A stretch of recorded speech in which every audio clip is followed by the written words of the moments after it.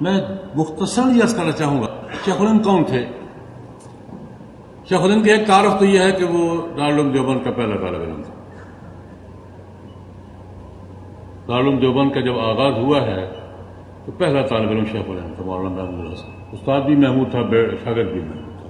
یہ ایک تعارف تو یہ ہے۔ ایک تعارف یہ ہے کہ وہ دارالعلوم دیوبند میں تقریباً 40 سال سے زیادہ انہوں نے شیخ الحدیث اور مدرس کی حیثیت سے خدمات سے انجام دیے، بہت بڑے مدرس تھے، اپنے دور کے استاد العلماء پہ ایک تعارف یہ ہے۔ لیکن شیخ الہند کا ایک تعارف یہ ہے کہ وہ بر صغیر میں، پورے جنوبی ایشیا میں برطانوی استعمار کے خلاف مزاحمت کی علامت تھے۔ برطانوی استعمار کے خلاف جنہوں نے مزاحمت کی ہے 1857 کے بعد، 1857 کی جنگ آزادی کے بعد، جب انگریز نے ہر چیز ہماری تباہ کر دی تھی اور ہر چیز بگاڑ دی تھی اور ادارے تباہ کر دیے تھے، عدلیہ بھی اور تعلیم بھی اور قانون بھی اور ایڈمنسٹریشن بھی، ہر چیز فرا کر دی تھی ہمیں اور ہمیں زیرو پوائنٹ پہ کھڑا کر دیا تھا۔ برطانوی استعمار کے خلاف 1857 کی بعد کی صورتحال میں مزاحمت کی علامت کا نام شیخ الہند مولانا محمود حسن۔ مزاحمت کے دونوں دور گزرے ہیں، مسلح مزاحمت کا دور بھی گزرا ہے ان کا اور پرامن مزاحمت کا دور بھی گزرا ہے۔ اور میں تاریخ تفصیلات نہیں جاؤں، میں تاریخ کا طالب علم ہوں لیکن لمبی تفصیلات میں نہیں جاؤں گا۔ شیخ الہند سنگم ہے، مسلح تحریک کا آخری آدمی ہے اور پرامن تحریکات کا پہلا آدمی ہے۔ یہ دو دور جو گزرے ہیں نا، مسلح تحریکات، اس میں حاجی شریعت اللہ بھی ہیں، اس میں جناب تیتو میر بھی ہیں، اس میں جناب ہمارے پنجاب کے عامر خان کھرر بھی ہیں، اور 1857 کے مجاہدین آزادی بھی ہیں، اور لمبی تاریخ ایک فہرست بھی نہیں گن سکتا۔ وہ پوری ایک مسلح جد و جہد اور یہ اس کے ذریعے ملک کو آزاد کرانے کی ایک تحریک، جن میں ہتھیار تھے اور مقابلہ تھا اور مزاحمت تھی، ایک پورا سلسلہ ہے۔ شیخ الہند نے بھی اپنی تحریک کا آغاز مسلح جد و جہد کے عنوان سے ہی کیا تھا، جس کو ریشمی رومال خطوط سازش کیس کے نام سے برطانوی سی آئی ڈی پیش کرتی ہے، اور آج بھی وہ تاریخ کا ایک حصہ ہے۔ برطانوی سی آئی ڈی میں وہ ریشمی خطوط سازش کیس کہلاتا ہے، اور جرمنی کی سی آئی ڈی میں وہ برلن پلان کہلاتا ہے۔ اس پر جرمنی میں زبان کتاب بھی آ چکی ہے، شیخ الہند کا پلان کیا تھا، اس میں جرمنی کا کردار کیا تھا، جاپان کا کردار کیا تھا، ترکی کا کردار کیا تھا، افغانستان کا کردار کیا تھا، پوری ایک تاریخ آ چکی ہے۔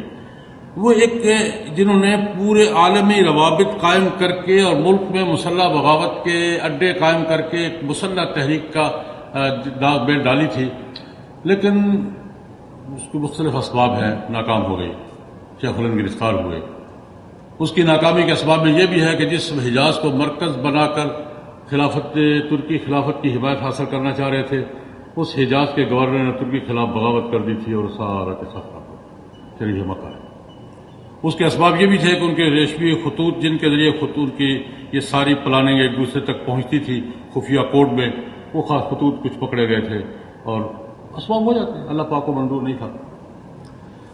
شیخ الہند جب مالٹا سے واپس آئے ہیں تو شیخ الہند نے دو بڑے کام کیے۔ میں یہ عرض کرنا چاہوں گا، شیخ الہند کو سمجھنے کے لیے، وہ عالم دین بھی تھے، وہ اپنے وقت کے بہت بڑے شیخ بھی تھے، ان کا چشتی سلسلہ کے شیوخ میں شمار ہوتا ہے، بڑے مرید تھے، بڑے خلفاء تھے، بڑے معلم تھے، بڑے شاگرد تھے، ان کے بڑے فالوورز تھے، بہت کچھ تھے۔ لیکن یہ پہلو ان کا، شیخ الہند رحمۃ اللہ علیہ ریشمی رومال کی تحریک تک، مالٹا کی اسارت تک مسلح جد و جہد کے علمبردار رہے تھے اور ان کے ہاتھ میں جھنڈا تھا۔ اب بھی اس کے پرانے آثار کہیں کہیں دکھائی دیتے ہیں، وہ بھی تفصیلات کا موقع نہیں ہے۔ لیکن جب واپس آئے ہیں مالٹا سے 3.5 سال کی نظر بندی گزار کر، تو شیخ الہند رحمۃ اللہ علیہ نے 2 نہیں 3 کام۔ ایک کام شیخ الہند نے یہ کیا کہ مسلح تحریک کو غیر مسلح تحریک پہ بدل، عدم تشدد۔ عدم تشدد کی تحریک کا آغاز شیخ الہند سے ہوتا ہے اور تشدد کی تحریک کا اختتام شیخ الہند پر ہوتا ہے۔ ان کا پہلا دور تشدد کی تحریک کا ہے، مسلح تحریک کا ہے۔ کیا میں بات عرض کرنا چاہوں یہ تشدد اور عدم تشدد، مسلح اور پرامن، نہ وہ فرائض میں سے ہے نہ یہ فرائض میں سے ہے، حالات کا تقاضا ہے۔ حالات اس کے ہوں تو وہ فرض ہے، حالات اس کے ہوں تو یہ فرض ہے، اس کا نثار حالات پر ہے، مواقع پر ہے، اس میں کوئی بات بھی حرف آخر نہیں ہے۔ حالات کا تقاضا وہ ہو وہ ضروری ہے، حالات کا تقاضا یہ ہو تو یہ ضروری ہے، ایک الگ بات ہے۔ اس میں بھی ایک مستقل، ڈاکٹر صاحب کا ایک مستقل موقف تھا، میرا بھی ایک مستقل موقف ہے اور قریب قریب ملتا جلتا ہے، لیکن بہرحال میں یہ عرض کر رہا ہوں، شیخ الہند نے ایک کام تو یہ کیا کہ وہی جو شاہ ولی اللہ نے کیا تھا۔ شاہ ولی اللہ رحمۃ اللہ علیہ نے بھی آغاز کیا تھا کہ بھائی مسلمان کا قرآن پاک کے ساتھ شعوری تعلق ہونا چاہیے۔ عقیدت کا تو ہے، احترام کا بھی ہے، برکت کا بھی ہے، ثواب کا بھی ہے، محبت کا بھی ہے، لیکن شعوری تعلق اس کا آغاز شاہ ولی اللہ نے کیا تھا، اور پھر 1857 کے ماحول میں اس کی تجدید کی ہے شیخ الہند نے، یہ کہہ کے کہ میں مالٹا کی اسارت میں سال ہا سال غور کرتا رہا ہوں، اس امت کے زوال کے اسباب کیا ہیں؟ دو اسباب ہیں، ایک آپس کی لڑائیاں جھگڑے، اور دوسرا قرآن پاک سے شعوری تعلق نہیں ہے۔ حضرت شیخ الہند نے کہا کہ آپس میں جھگڑے کم کرو بھائی، اتحاد کی کوشش کرو، اور قرآن پاک کے ساتھ نئی نسل کا شعور کا اور فہم کا تعلق قائم کرو، تب آنے والی گمراہی سے بچ سکو گے، آنے والی الغار سے بچ سکو گے۔ میں سمجھتا ہوں کہ شیخ الہند رحمۃ اللہ علیہ نے ایک کام یہ کیا، دوسرا کام شیخ الہند نے یہ کیا، ایک تقسیم تھی ہماری، بہت بڑی گہری تقسیم تھی، دیوبند کی اور علی گڑھ کی۔ دیوبند والے، دیوبند ایک خالص مذہبی تھے ذوق اور ایک خالص آج کی تعلیم کا ذوق، اس تحریک، اس تقسیم کے اثرات آج تک باقی ہے کہ مدرسے کا پڑھا ہوا آدمی کالج کے پڑھے ہوئے کو پتہ نہیں مسلمان کیسے سمجھ لیتا ہے، لیکن اس سے آگے کچھ نہیں سمجھتا وہ اس کو۔ گمراہ لوگ ہیں، بیکار لوگ ہیں، نہ کوئی ان کا میان ہے، نہ کوئی عقیدہ ہے، یہ ایک ذہن ہے۔ اور کالج یونیورسٹی کا پڑھا ہوا شخص مولوی کے بارے میں اس کا سمجھے کہ اس سے زیادہ بیوقوف شاید دنیا میں کوئی نہیں، بیوقوف آدمی ہے، بیکار آدمی ہے، کسی کام کا نہیں ہے، یہ تصور بنا ہوا تھا۔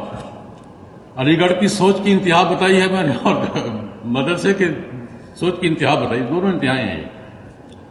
شیخ الہند رحمۃ اللہ علیہ مالٹا کی اسارت کے بعد واپس آئے ہیں تو سیدھے علی گڑھ گئے ہیں یہ کہنے کے لیے کہ نہیں بھائی ہماری لڑائی اچھی نہیں ہے، تم بھی ہمارے جیسے مسلمان ہو، ہم مل جل کے آگے چلیں گے تو بات بنے گی۔ اور شیخ الہند کی تحریک پہ یہ شیخ الہند کے اثرات تھے کہ محمد علی جوہر وہاں سے اٹھے، اور ظفر علی خان اٹھے، اور شوکت علی اٹھے، اور ڈاکٹر انصاری اٹھے، اور حکیم اجمل خان اٹھے، علی گڑھ کی پیداوار تھی، لیکن تحریک میں شیخ الہند کے دست و بازو تھے۔ یہ ملاپ کر رہا ہے، یہ شیخ الہند کا پہلا قرآن پاک کی طرف توجہ دلائی، دروس قرآن کے حلقے قائم کیے۔ اور میں یاد کرتا ہوں، میں نے پہلے بھی ایک بار کیا تھا کہ دروس قرآن کا پہلا حلقہ شیخ الہند کے شاگرد حضرت مولانا احمد علی لاہوری نے لاہور میں قائم کیا، پنجاب کا پہلا حلقہ تھا، وسطی پنجاب کا پہلا حلقہ تھا درس قرآن کا، حضرت شیخ الہند کے شاگرد تھے حضرت مولانا احمد علی لاہوری، اور اسی کا تسلسل میں سمجھتا ہوں ڈاکٹر اسرار احمد صاحب کا یہ محاضرات قرآنی کا سلسلہ، میں اس کو اسی تسلسل کا حصہ سمجھتا ہوں۔ اور دوسری بات، علی گڑھ گئے اور علی گڑھ اور دیوبند کا ملاپ کروایا، اور اس کا نتیجہ دیکھا دنیا نے کہ شیخ الہند کے علی گڑھ جانے سے وہاں سے محمد علی جوہر آئے، پھر شوکت علی آئے، ڈاکٹر انصاری آئے، پھر حکیم اجمل خان آئے۔ اور تیسری بات حضرت شیخ الہند نے رحمۃ اللہ علیہ کیا کی، جو نہیں کر سکے اور جس کا صدمہ ڈاکٹر صاحب کو آج تک تھا، اور وہ اس کو کرنے کی کوشش کرتے آ رہے تھے، کہ شیخ الہند نے جس طرح مسلح تحریکوں کا ایک نظم تھا اور ایک امیر کے تحت مسلح تحریکیں تھیں، شیخ الہند کا تصور یہ تھا کہ پرامن جد و جہد جو ہے یہ بھی ایک امیر کے تحت ہے۔ ڈاکٹر صاحب نے اپنی کتاب میں تفصیل سے لکھا، اور دوسری کتاب میں تفصیل سے موجود ہے۔ شیخ الہند رحمۃ اللہ علیہ نے یہ تصور پیش کیا کہ مسلح تحریک مسلح نہ کرو، پرامن کرو، مزاحمتی تحریک اب پرامن بھی ہو سکتی ہے، اور اس کے بڑے دنیا میں بہت سی اس کی مثالیں موجود ہیں. ڈاکٹر صاحب نے محترم نے ایران کی مثال بھی ہے، اور میں اس میں مثال دیا کرتا ہوں یہ مارٹن لوتھر کنگ کی تحریک کا، کہ کالوں کے حقوق میں مارٹن لوتھر کنگ نے پرامن طریقے سے جد و جہد کی، اور یہ پرامن جد و جہد بھی اگر طریقے سے ہو، سلیقے سے ہو، یہ بھی نتائج دیتی ہے اور نتائج پیدا کرتی ہے. تو شیخ الہند کا نقطہ نظر یہ تھا کہ یہ پرامن جد و جہد بھی ایک امیر کے تابع ہونی چاہیے، عمارت کا نظام ہونا چاہیے. عمارت کا نظام قائم کرنے میں ان کو کامیابی نہیں، وہ فوت ہو گئے، جلدی فوت ہو گئے. اور مولانا ابوالکلام آزاد کو وہ امیر ملت منتخب کرانا چاہتے تھے، کامیاب نہیں ہوئے، اور وہ ایک سلسلہ تھا. امیر کی موجودگی اور عمارت کا نظام اس درجے میں تو نہیں ہو سکا، اور ڈاکٹر صاحب بھی اسی درد میں اور اسی کرب میں اور اسی اضطراب میں تنظیم، نظم، جماعت، تحریک، امیر، سموتا، یہ وہی پس منظر ہے. میں سمجھتا ہوں کہ ڈاکٹر صاحب کے ذہن میں وہی قلق تھا، وہی اضطراب تھا کہ وہ جو وہ نہیں ہو سکا وہ کسی طریقے سے ہو جائے. لیکن میں اس سے ہٹ کر ایک بات کہنا چاہتا ہوں. عمارت کے مختلف لیولز ہیں. اب میں اپنی بات پہ آ رہا ہوں. عمارت کے مختلف لیولز ہیں. ایک لیول تو وہ ہے کہ باطل نظام کے خلاف بغاوت کر کے ایک امیر کی قیادت میں، ٹھیک ہے، یہ بھی اگر حالات اجازت دیں اور مواقع ہوں اپنی شرائط کے ساتھ، یہ بھی دین کے تقاضوں میں سے ایک تقاضا ہے. عمارت کا ایک لیول اس سے ہٹ کر ہے جس کی طرف میں توجہ دلانا چاہتا ہوں. ہمارے ہاں عمارت اس لیول پر تو نہیں قائم ہو سکی شیخ الہند کی کوششوں کے باوجود، اور آج تک ڈاکٹر صاحب کی کوششوں کے باوجود اس لیول پر ہم نظم قائم نہیں کر سکے، اور بظاہر حالات اس کے بھی نہیں متحمل بھی نہیں دکھائی دے رہے. لیکن عمارت کا ایک لیول ہمارے ہاں چھوٹا چھوٹا چھوٹا چھوٹا رہا ہے. میں اس پہ مثال دینا چاہوں گا. ہم نے ایک طے کیا، ہمارے علماء نے، کہ یار جن مسائل میں ہم رضاکارانہ طور پہ مسلمانوں کو شریعت پہ عمل پہ آمادہ کر کے شریعت کا فیصلوں کا نظام فراہم کر سکتے ہیں، ان میں تو ہم کریں. چلو وہ لیول نہ صحیح، یہ اس سے نچلا لیول صحیح، کہ ہم جن مسائل میں رضاکارانہ طور پہ ہم کر سکتے ہیں. اس کے تحت ایک عمارت کا نظام قائم ہوا بہار میں، عمارت شرعیہ. اور بہار واحد صوبہ جہاں تسلسل اور کامیابی کے ساتھ ابھی تک چل رہا ہو. اس کو صدی گزر چکی ہے.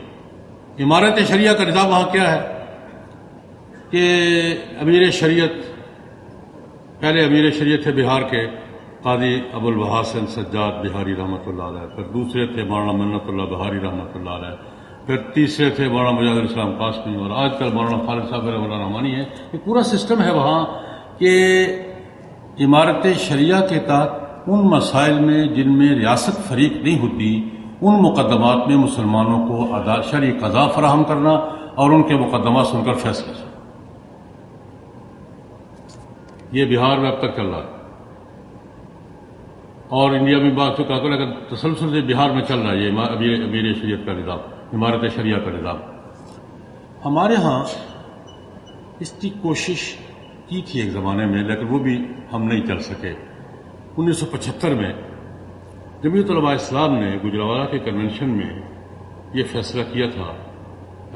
اکتوبر سن 75 میں یہ فیصلہ ہوا تھا. مفتی محمود صاحب نے اس کا اعلان کیا تھا کہ ہم پاکستان میں پرائیویٹ سطح پر اسی طرز پہ، عمارت شریعہ کی طرز پہ ہم شرعی عدالتوں کا نظام قائم کریں گے، اور لوگوں کو رضاکارانہ بنیادوں پہ اور ان مقدمات میں جن میں ریاست فریق نہیں ہوتی، ان مقدمات میں لوگوں کو عدالت، شرعی عدالت کا، شرعی قضا کا نظام فراہم کریں گے.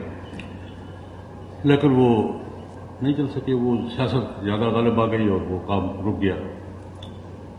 میں یہ بات گفتگو کے اختتام پر ڈاکٹر صاحب کو ان کی خدمات پہ خراج تحسین، خراج عقیدت پیش کرتے ہوئے، اور ان کے اس تسلسل پر کہ وہ انہوں نے بڑے صبر کے ساتھ، بڑے حوصلے کے ساتھ اس تسلسل کو خود تک قائم رکھا اور اس کو آگے اگلی نسل تک پہنچانے کی کوشش کرتے رہے، قرآن پاک کی خدمات کے حوالے سے بھی اور عمارت کا تصور بھی.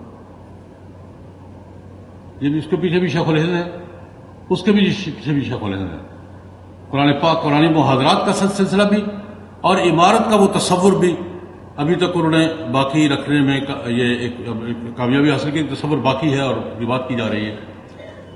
میں ایک بات عرض کرنا چاہوں گا کہ آج ہمارے یہاں ایک المیہ یہ بھی ہوا شرعی عدالتوں کے حوالے سے، بہت بڑا المیہ ہوا. وہ یہ المیہ یہ ہوا کہ پاکستان بننے کے بعد، یہ ہماری تاریخ کا بہت بڑا المیہ ہے، پاکستان بننے کے بعد تقاضا اور ضرورت تو یہ تھی کہ پاکستان میں شرعی عدالتیں قائم ہوں. لیکن پریکٹیکل کیا ہوا؟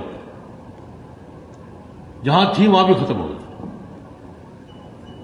بہاولپور میں تھی، قلات میں تھی، خیرپور میں تھی، سوات میں تھی، جیسی کیسی ڈھیل جاتی تھی.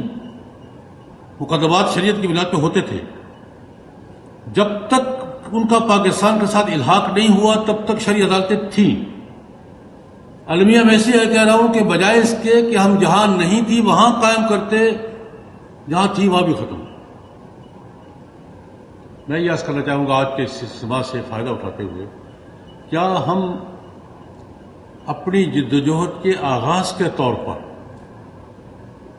اپنی جدوجہد کے نقطۂ آغاز کے طور پر اس طرف اس حوالے سے پیش رفت نہیں کر سکتے کہ ہم لوگوں کو ترغیب دیں، لوگوں کو بلائیں، دعوت دیں اور ان کو ایک ایسا ہلکا پھلکا نظام فراہم کریں جو بڑھتے بڑھتے بڑھتے ایک نظم کی شکل اختیار کرے؟ کیا ہم 0 پوائنٹ سے بات شروع نہیں کر سکتے بجائے اس کے کہ ہم زیڈ سے شروع کریں؟ میں یہ بات کہہ رہا ہوں تو غور فرمائیں. میں کوئی یہ باقاعدہ کوئی اصرار نہیں کر رہا. کیا ہم زیڈ سے شروع کرنے کے بجائے 0 سے اگر شروع کریں آہستہ آہستہ بڑھتے بڑھتے، کیا وہ ماحول عمارت شریعہ والا یا اس کا اگر ہم کر سکیں، لوگوں کو انصاف فراہم کر سکیں، لوگوں کو ترغیب دے سکیں، ذہن سازی بھی ہوگی، لوگوں کو انصاف بھی فراہم ہوگا، لوگوں کو سہولتیں بھی ملے گی، اگر یہ قابل عمل ہو تو میں سمجھوں گا کہ ہم ڈاکٹر صاحب کے اس مشن میں تھوڑا سا پیش رفت کر رہے ہیں کہ چلو اس درجے کی عمارت نہ صحیح لیکن کسی درجے میں ہم اس طرف پیش رفت تو کر رہے ہیں. میں ان گزارشات پر ڈاکٹر اسرار احمد صاحب رحمۃ اللہ علیہ کی خدمات پر، ان کی جدوجہد پر انہیں خراج عقیدت پیش کرتے ہوئے دعا گو کہ اللہ پاک ان کے درجات جنت میں بلند سے بلند تر فرمائے اور تمام متعلقین کو ان کے اس مشن پر کاربند رہنے کی توفیق عطا فرمائے. وآخر دعوانا ان الحمد للہ.